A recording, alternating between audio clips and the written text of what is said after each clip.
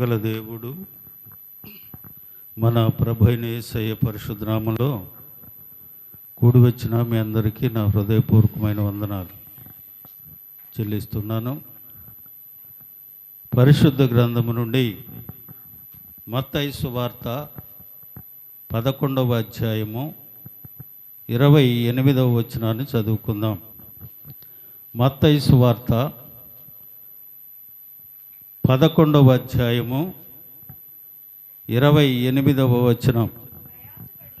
ప్రయాసపడి భారము మోసుకొనుచున్న సమస్త జనులారా నా యొద్దకు రండి, నేను మీకు విశ్రాంతి కలుగజేతును. ప్రార్థన చేసుకుందాం. సర్వశక్తిమంతుడా మీకు వందనాలు. ఈ చదవబడిన లేఖన భాగం వివరించే జ్ఞానము నాకు లేదు. నీ సిలువ చాటు నన్ను మరుగుపరుచుకొని నీ మాటలు మా హృదయాల్లో నింపి వాటిని భద్రపరుచుకొని వాక్యానుసారంగా జీవించే కృప మాకు అనుగ్రహించి మహిమ పొందమని మా ప్రభు అయిన యేసయ్య పరిశుద్ధ నామములో అడిగి వేడుకొనుచున్నాను తండ్రి, ఆమేన్. ప్రియమైన దేవుని బిడ్డలారా, చదవబడిన లేఖన భాగంలో యేసు ప్రభువుల వారు ఒక చక్కని మాట సెలవిస్తూ ఉన్నారు. ఏమంటున్నది వాక్యం? ప్రయాసపడి భారం మోసుకున్న సమస్త జనులారా నా యొద్దకు రండి, నేను మీకు విశ్రాంతిని కలుగు చేస్తాను. దేవుడు మానవుని తన స్వరూపంలో నిర్మించుకున్నాడు. మానవుని తయారు చేసినప్పుడు ప్రయాసపడమని చేశాడా? తన దగ్గర ఉండమని చేసుకున్నాడా? ప్రయాస మానవునికి ఎందుకు వచ్చింది? ఆ ప్రయాస పడుతున్న వారిని ఎందుకు పిలుస్తూ ఉన్నారు? ప్రయాసపడమని ఆయన చేయలా. తన స్వరూపములో తన కుమారునిగా ఉండటానికి ఆయన చేసుకున్నాడు. అయితే ఎందుకు వచ్చింది మానవునికి ఈ ప్రయాస? ఆ ప్రయాసను చూసి ప్రభు ఎందుకు రమ్మంటున్నాడు ఆయన దగ్గరికి? ఎందుకు మానవుడు దూరం అయ్యాడు? ప్రయాస ఎందుకు పడతా ఉన్నాడు? ఆదికాండ గ్రంథము 3వ అధ్యాయం 17వ వచనాన్ని మనం చూసినట్లయితే అక్కడ ఒక మాట సెలవిస్తూ ఉన్నారు. ఆయన ఆదాముతో, నీవు నీ భార్య మాట విని నేను నీకు ఆజ్ఞాపించిన వృక్ష ఫలములు తింటివి కనుక నీ నిమిత్తము నేల శపించబడినది. ప్రయాసముతో నీవు నీ బ్రతుకు దినములన్నీ దాని పంట తిందువు. ఎక్కడొచ్చింది ప్రయాస? దేవుడు చెప్పాడు, మీరు ఈ తోటలో ఉన్న అన్నీ తినండి, కానీ ఆ వృక్షఫలం తినొద్దని చెప్పాడు. అప్పటి వరకు వారికి ప్రయాస లేదు, పని చేసుకోవాల్సిన అవసరం లేదు, కష్టపడవలసిన పని లేదు, బాధపడవలసిన పని లేదు. చక్కగా దేవుని సన్నిధిలో వారు ఉంటా ఉన్నారు. ఎప్పుడైతే దేవుడు తినవద్దని చెప్పిన పండు వారు తిన్నారో, ఎప్పుడైతే దేవుని ఆజ్ఞను అతిక్రమించారో అప్పుడు మొదలైంది వారికి ప్రయాస. ఏమంటుంది వాక్యం? వృక్షఫలము తింటివి కనుక నీ నిమిత్తం నేల శపించబడింది. ప్రయాసముతోనే నీవు బ్రతుకు దినములన్నీ, నీ బ్రతుకంత ప్రయాసే. అర్థమవుతుంది? ఇప్పుడు మానవుని బ్రతుకంత ప్రయాసే. అందుకనే దేవుడు అంటా ఉన్నాడు, ప్రయాసపడి భారం మోసుకున్న సమస్త జనులారా నా యొద్దకు రండి, నేను మీకు విశ్రాంతిని కలుగు చేస్తాను. దారి తప్పిపోయారు కదా. ఆది దంపతులైన ఆదాము హవ్వల ద్వారా వచ్చిన ప్రయాసను నేను తొలగిస్తా. హల్లెలూయా. ప్రియమైన దేవుని బిడ్డలారా, ఈ ప్రయాస అంతా మానవుడు దేనికోసం చేస్తూ ఉన్నాడు? చూడండి, తిండి తినటానికి ప్రయాసంతో నీ బ్రతుకు దినములన్నీ బ్రతుకు దినములన్నిటైను దాని పంట నీవు తిందు. అంటే తినటానికి ప్రయాసపడాలి. మనం తినాలంటే ప్రయాసపడాల్సిందే. అలాగనే 127వ కీర్తన 1వ వచనంలో చెప్తాడు కదా, యెహోవా ఇల్లు కట్టించిన ఎడల కట్టువాని ప్రయాస వ్యర్థము అని అంటాడు. తినటానికి ప్రయాసే, ఇల్లు కట్టుకుంటానికి ప్రయాసే. నువ్వు ఈ లోకంలో ఏం చేయాలన్నా ఈ భూలోకంలో ప్రయాస పడవలసిందే. అది కోరి తెచ్చుకున్నాం మనం ఆది దంపతుల ద్వారా. ఆ ప్రయాసను విడిచి నా యొద్దకు రండి, నేను మీకు విశ్రాంతిని కలుగు చేస్తాను అని అంటే అన్నాడు. అంతేనా?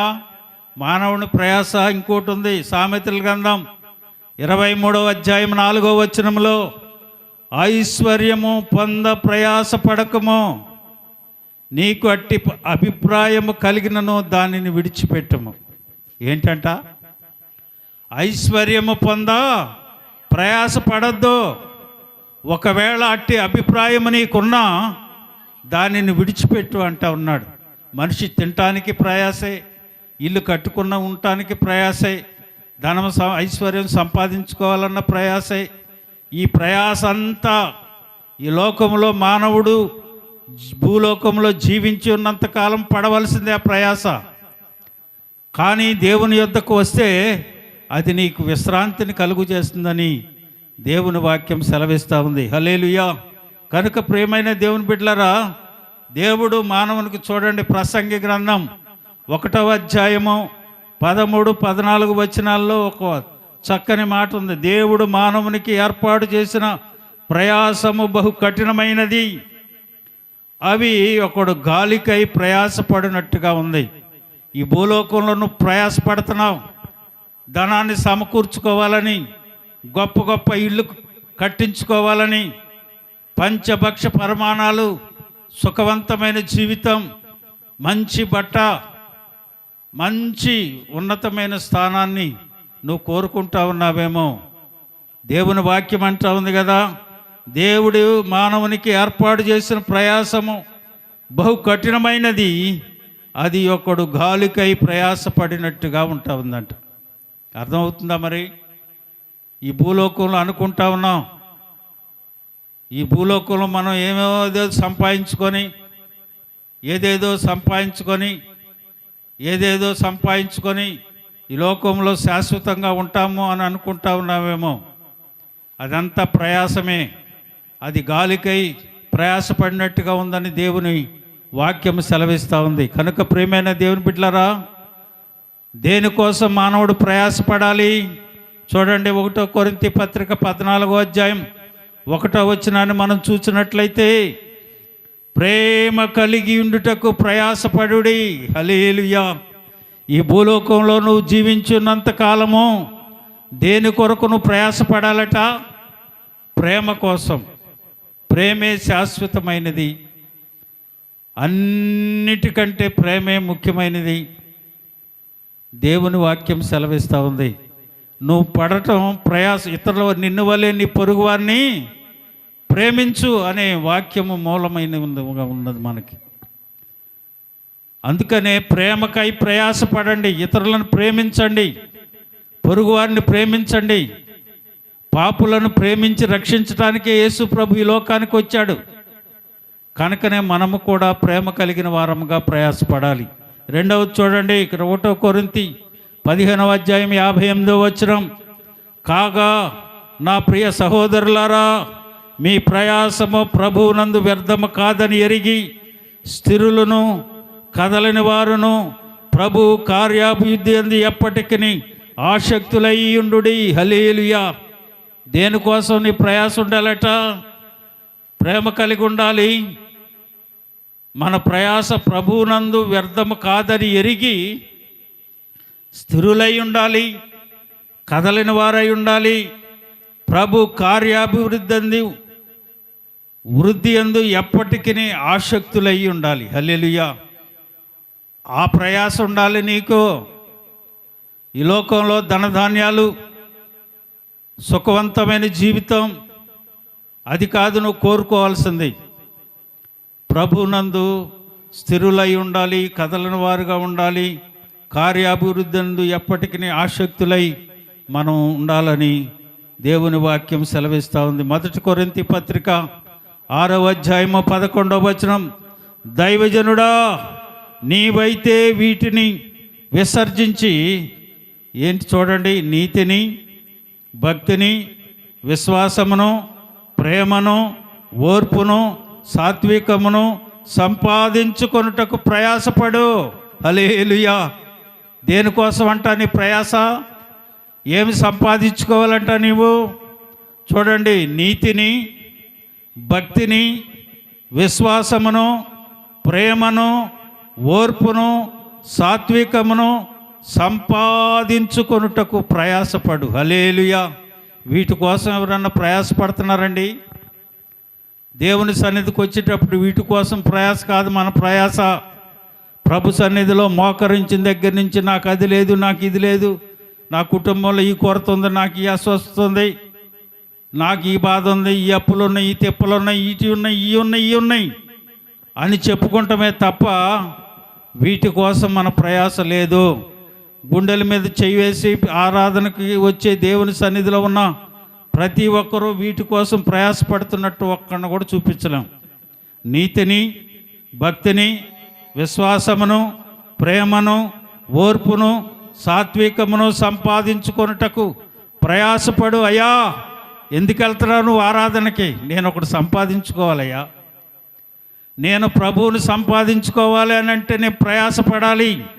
ఆ ప్రయాస నీతిని సంపాదించుకోవటానికి, భక్తిని సంపాదించుకోవటానికి, విశ్వాసాన్ని సంపాదించుకోవటానికి, ప్రేమను సంపాదించుకోవటానికి, ఓర్పును, సాత్వికమును సంపాదించుకోవటానికి నేను ప్రయాసపడటానికి ప్రభు సన్నిధిలోనికి వెళ్తా ఉన్నా. హల్లెలూయా. ప్రియమైన దేవుని బిడ్డలారా, దేవుని సన్నిధికి ఎందుకు వస్తా ఉన్నావు? ఎప్పుడు నీ అక్కర్లు చెప్పుకొని, నీ అవసరతలు చెప్పుకొని, నీ ప్రయాసను చెప్పుకొని ప్రభువును అది కోరి ఇది కోరటానికి కాదు. వీటి కోసం నువ్వు ప్రయాసపడితే ప్రభు అంటున్నాడు, నేను ఇస్తాను రా నాయనా, నువ్వు రా నా దగ్గరికి. వాక్యం సెలవిస్తాము. చూడండి, 2వ తిమోతి 4:2 వాక్యమును ప్రకటించు. దానికోసం ఎవరు రారు. కనీసం పక్కింటోడికి సాక్ష్యం కూడా చెప్పరు. ప్రభు సన్నిధిలో నిలబడి సాక్ష్యం చెప్పడానికి కూడా సిగ్గుపడతారు. ప్రార్థన చేయటానికే సిగ్గు, ప్రభు సన్నిధిలో నిలబడటానికే సిగ్గు, బైబిల్ చేతితో పట్టుకొని ప్రభు సన్నిధికి రావటానికే సిగ్గు. దేవుని వాక్యం అంటుంది, వాక్యమును ప్రకటించు, సమయమును అసమయమందును ప్రయాసపడు. దేనికోసం ప్రయాస? వాక్యమును ప్రకటించటానికి ప్రయాసపడు. సంపూర్ణమైన దీర్ఘశాంతముతో ఉపదేశించుచు ఖండించుము, గద్దించుము, బుద్ధి చెప్పుము. సువార్తను ప్రకటించటానికి సమయమనక అసమయమనక సువార్తను ప్రకటించటానికి ప్రయాసపడాలి. అది మనకు అవసరం లేదు. మన అక్కర్లు తీరితే చాలు, మన అవసరాలు తీరితే చాలు. మనం చెప్పుకున్న విన్నపములు మనం దేవుడు వాటిని అంగీకరించి మనకు ప్రతిఫలం ఇస్తే చాలు. మిగతావి మనకు అనవసరం. ఆ సంపాదన మనకొద్దు. లోక సంబంధమైన వాటి కోసమే మనం ప్రయాసపడుతూ ఉన్నాము. కానీ లోకానుసారమైన జీవితం కోసమే ప్రయాసపడుతున్నాం. కానీ ప్రభు ఇచ్చే విశ్రాంతి కొరకు ప్రయాసపడతలేదు. చూడండి, భారం అన్నాడు కదా, ఏమన్నాడు? ప్రయాసపడి అన్నాడు. ప్రయాసం దేనికోసం చెప్పుకున్నాం? భారము. ఈ లోకంలో మనం భారభరితమైన జీవితాన్ని అనుభవిస్తున్నాం. ఏమంటుంది? ప్రయాసపడి భారం మోసుకున్నాం. ఏ భారం మోస్తూ ఉన్నాం? ఏ భారం నీకుంది? మనకు అప్పుల భారం, మనకు అనారోగ్య భారం, మన అవసరతల భారం, మన ఇబ్బందుల భారం, వీటిని గురించే ప్రయాసపడతా ఉంటాం. కానీ దేవుని వాక్యం అంటా ఉంది తెలుసండి, ఏమంటా ఉంది? కీర్తనాకారుడు 55వ కీర్తన 22వ వచనంలో, నీ భారము యెహోవా మీద మోపుము, ఆయనే నిన్ను ఆదుకొనును, నీతిమంతుని ఆయన ఎన్నడను కదలనియ్యడు. హల్లెలూయా. ఈ లోకంలో నువ్వు భారం మోసుకుంటున్నావేమో, దేవుని వాక్యం అంటా ఉంది, ఆ భారము యెహోవా మీ దేవుని మీద మోపు, ఆయనే నిన్ను ఆదుకుంటాడు అని. హల్లెలూయా. ప్రియమైన దేవుని బిడ్డలారా, ఈరోజు దేవుని వాక్యాన్ని వింటున్న నువ్వు ఏ భారంతో వచ్చావో, ఎంతో భారం కలిగి ఉన్నాడు యోబు. ఆస్తులు పోయినాయి, బిడ్డలు పోయారు, అనారోగ్యం వచ్చి శిరస్సు నుండి సిరిపాదముల వరకు పాడైపోయిన శరీరంతో ఉన్నాడు. భారభరితమైన జీవితం. చివరికి తన భార్య కూడా దేవుని దూషించి చనిపోమంది, కానీ దేవుని మీదే ఆనుకున్నాడు. హల్లెలూయా. ఆ భారం ఆయనకి అప్పగించాడు, కనుకనే రెండంతల ఆశీర్వాదాన్ని పొందుకున్నాడు. హల్లెలూయా. కనుక ప్రియమైన దేవుని బిడ్డలారా, ఏ భారముతో దేవుని సన్నిధికి మనం వచ్చామో, ఏ భారము నీ కుటుంబంలో ఉందో, ఏ భారము నీ వ్యక్తిగత జీవితంలో ఉందో, ఏ భారము నీవు కలిగి ఉన్నావో, ఏ వేదన నువ్వు కలిగి ఉన్నావో, ఏ చింతలో నీవు ఉన్నావో, దేవుని సన్నిధికి ఏ రీతిగా నువ్వు వచ్చి భారంతో కలిగి ఉన్నావో, ఆ భారము ఈ రోజు నుంచి నీ మీదే నేను వేస్తా. నేను నిశ్చింతగా ఉంటా. నీ భారము యెహోవా మీద మోపు, ఆయనే నిన్ను ఆదుకోను. ఒక స్నేహితులు ఇద్దరు కలిసి ఒక అతనికి అవసరం వచ్చింది, కొంత డబ్బు, ఒక 50,000 రూపాయలు అప్పు ఇమ్మన్నాడు. స్నేహితుడి దగ్గర లేకపోతే పొరుగువాడి దగ్గర తీసుకొచ్చి ఆ స్నేహితునికి ఇచ్చాడు. ఇచ్చిన తర్వాత సంవత్సరం అయింది, 2 సంవత్సరాలు అయింది, 3 సంవత్సరాలు అయింది, 4 సంవత్సరాలు అతను డబ్బు ఇవ్వట్లా. ఇతను తీసుకొచ్చిన వాడికి ఆ వడ్డీ డబ్బులు అతను కడతా ఉన్నాడు.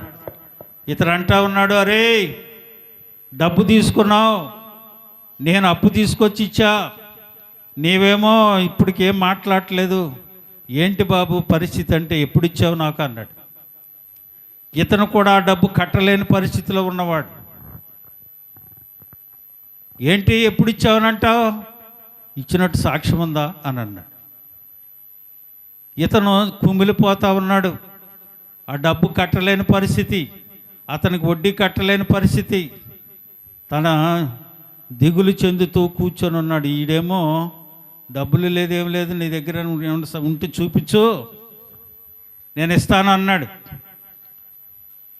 ప్రార్థనకి వెళ్ళినా దిగులుగానే ఉంటున్నాడు, ఇంట్లో ఉన్న చింతలోనే ఉంటున్నాడు, భారము కలిగి ఉంటా ఉన్నాడు. తన తండ్రి చూశాడు, చూసి ఏమైంది నాయనా, అంత భారంగా ఉన్నావు, అంత దిగులు చెందుతున్నావు, అంత చింతిస్తున్నావు, ఏంటి నీకు ఉన్న భారము అని అడిగాడు. జరిగిన విషయం చెప్పాడు. ఇది నీకే ఒక దారి తెన్ను లేదు, నీవు ఇంకొకటి సహాయం చేసావు, బాగానే ఉంది, వాడేమో ఇలాగన్నావు. సరే నువ్వు బాధపడాల్సిన పని లేదు నాయనా, నీ భారము యెహోవా మీద మోపు అని అన్నాడు. తండ్రి ఏం చేశాడంటే, ఆ డబ్బులు తీసుకొని ఊరోజులు వెళ్ళిపోయినోడికి ఒక లెటర్ రాశాడు. తన కుమారుడు రాసినట్టు ఏమని రాశాడు, బాబు నువ్వు తీసుకున్న 1,00,000 రూపాయలు నాకు ఇచ్చి పంపిస్తే నేను వాడికి కట్టుకుంటాను, పోనీ వడ్డీ అంటే నేను సర్దుకుంటాను, అసలన్నా ఇచ్చేసేయని రాశాడు. వాడేం చేశాడు, నేను తీసుకుంది నీ దగ్గర 50,000గా, అయినా ఇప్పుడు ఇవ్వటానికి నా దగ్గర ఏమి లేవని వాడు లెటర్ పంపించాడు. ఇప్పుడు సాక్ష్యం ఎక్కడ దొరికింది, వాడి చేతులతో వాడే రాసిన లెటర్ పంపించాడు. సరే నలుగురిని పిలిచి, వాళ్ళ తల్లిదండ్రులు పిలిచి, అమ్మా ఇది పరిస్థితి, వాడు ఉద్యోగం రావడానికి డబ్బులు తీసుకున్నాడు, కట్టుకున్నాడు, చక్కగా ఉద్యోగం చేసుకున్నాడు, నా పిల్లోడేమో అప్పు తీసుకొచ్చి అప్పు కట్టి వాడికి వడ్డీలు కడతా ఉన్నాడు, ఇది పరిస్థితి అని అక్కడ తీసుకొచ్చిన పాస్టర్ గారి దగ్గర కూర్చోబెట్టి ప్రభు సన్నిధిలో పెట్టారు.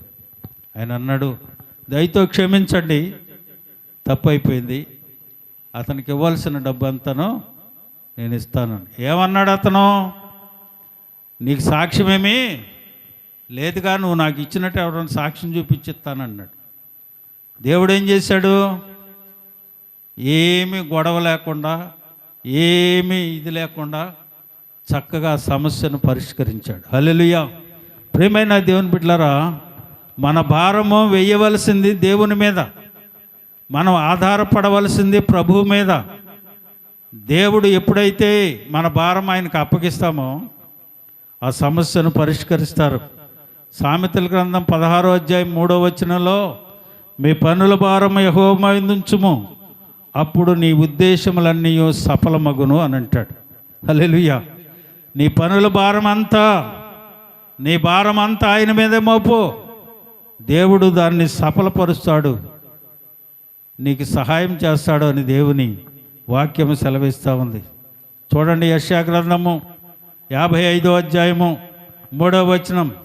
చెవియొగ్గు నా యొద్దకు రండి, మీరు వినిన ఎడల మీరు బ్రతుకుదురు, నేను మీతో నిత్య నిబంధన చేసేదను. హల్లెలూయా. ప్రయాసపడి భారం మోసుకున్న సమస్త జనులారా నా యొద్దకు రండి, చెవియొగ్గి నా యొద్దకు రండి, నేను చెప్పేవి మీరు వినండి, నేను మీతో ఒక నిత్య నిబంధన చేస్తా. హల్లెలూయా.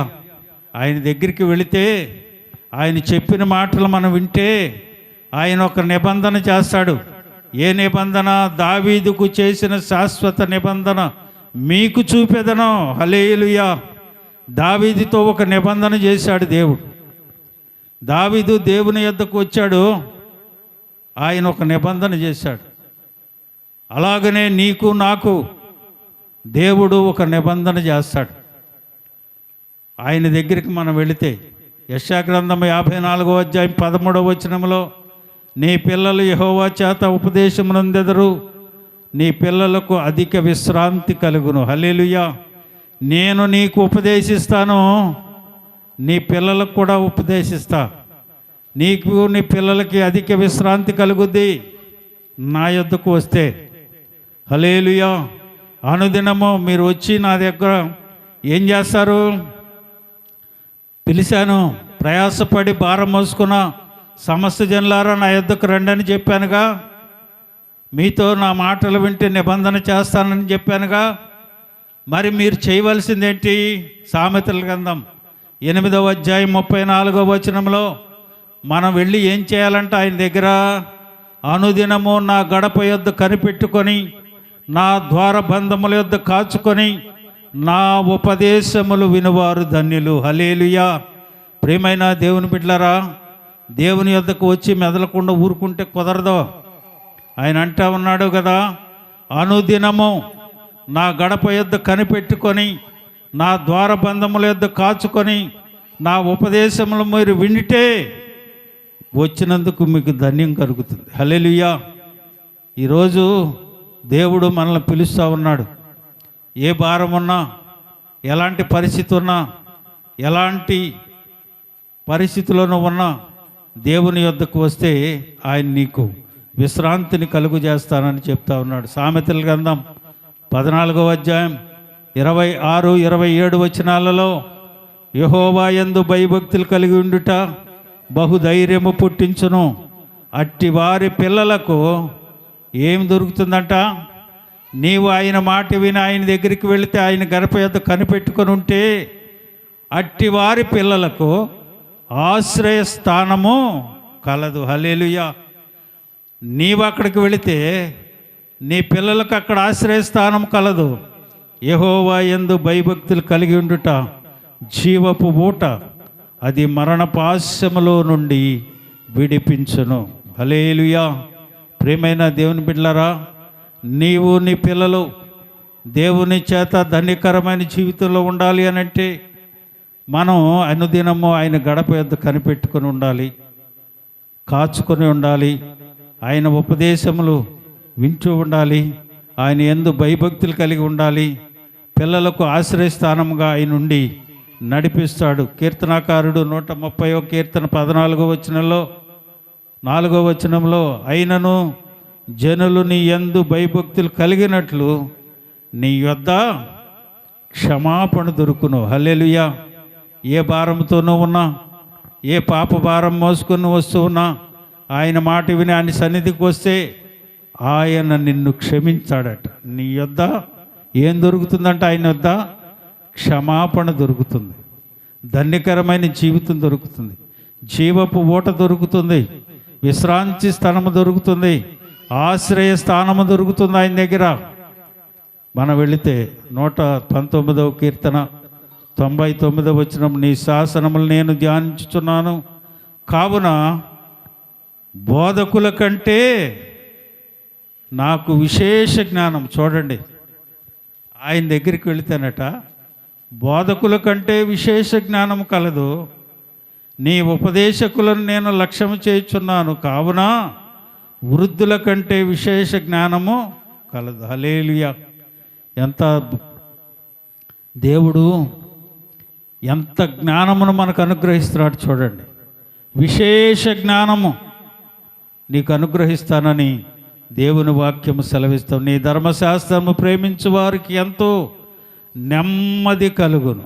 ఆయన దగ్గర వెళితే నీకు నెమ్మది పాప క్షమాపణ దొరుకుతుందని దేవుని వాక్యం సెలవిస్తూ ఉంది. జీవమార్గమును నీవు నాకు తెలియజేసేదవు. నీ సన్నిధిని సంపూర్ణ సంతోషము కలదు. నీ కుడి చేతిలో నిత్యములు సుఖములు కలవు. హల్లెలూయా. ఆయన దగ్గరికి వెళితే సంతోషము, సమాధానముతో పాటు సుఖములు, జీవము కలుగుతూ ఉందని ఈ ఉదయకాల సమయం దేవుడు మనతో మాట్లాడుతున్నాడు. మరణకాలమందు నీతిమంతులు నీ యొద్ద ఆశ్రయము కలదు.